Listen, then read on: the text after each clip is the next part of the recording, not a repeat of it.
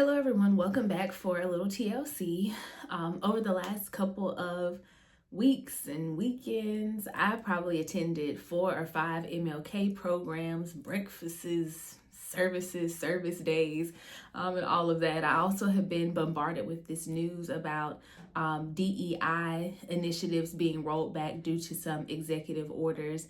And so it's just been kind of like an overwhelming time. And I admittedly have traditionally been a very race first type of person. I have been, and I still am, a very proud Black woman. Those are the identities that people can see most of the time, and I've operated in these identities all of my life, and so I'm not ashamed to say that. But there are some ways in which I have had to kind of rethink my thoughts about identity and DEI and just my work in that area in general, because it has consumed a lot of my time. So especially over the last week or so, I've been asking myself, have my views of, race consciousness, Black first, woman first consciousness, are they actually biblical principles?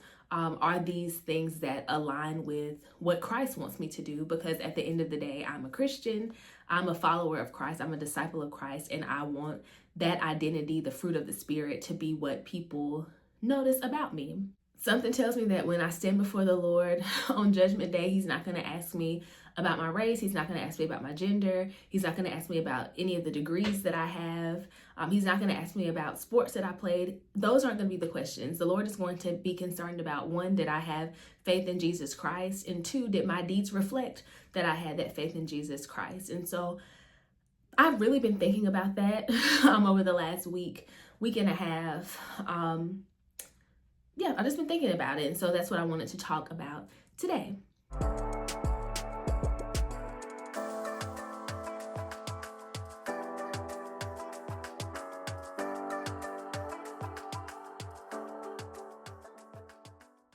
With those things being said, I'm not saying that I no longer see race or that I'm like colorblind or not focused on justice issues at all, because I did also think, like, does me being Christ first, Christ conscious, mean that I just sit like a bump on the log while injustice happens to people of color? Do I just sit around while folks are being discriminated against, or there's this lack of equity across the board? Do I just sit around? And so I wanted to go over a few scriptures today that allow me to answer those questions and some of my thoughts with a resounding no. I'm not just supposed to sit around, even though I'm not supposed to put as much of an emphasis on my race or my gender as I have been doing in the past. So just a few scriptures to lift up. First is Micah chapter 6, verse 8. And I think I've gone over some of these in previous videos, but the Amplified Version says, "He has told you, O man, what is good, he being God.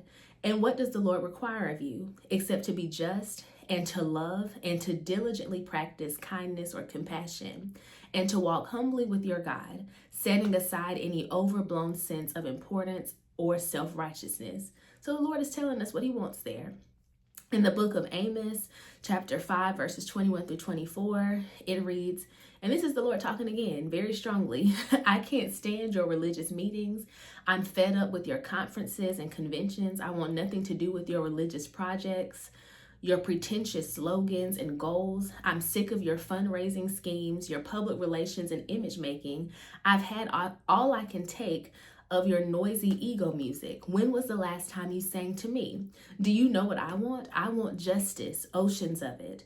I want fairness, rivers of it. That's what I want. That's all I want." And that's the Message version of Amos chapter 5, verses 21 through 24. Also in the Old Testament is a Psalm 33, verse 5, that says, "The Lord loves righteousness and justice. The earth is full of his unfailing love." That's the New International Version. Philippians chapter 2, verse 3, the Amplified Version says, "Do nothing from selfish or empty conceit, through factional motives or strife, but with an attitude of humility, being neither arrogant nor self-righteous. Regard others as more important than yourselves." And finally, even Jesus said in Matthew chapter 5, verse 6, "Blessed are those who hunger and thirst for righteousness, for they will be filled." So from those scriptures, It seems to me like being Christian is to care for the concerns of others. To be Christian is to be kind and to desire for all people to be treated fairly. To be Christian is to care about justice.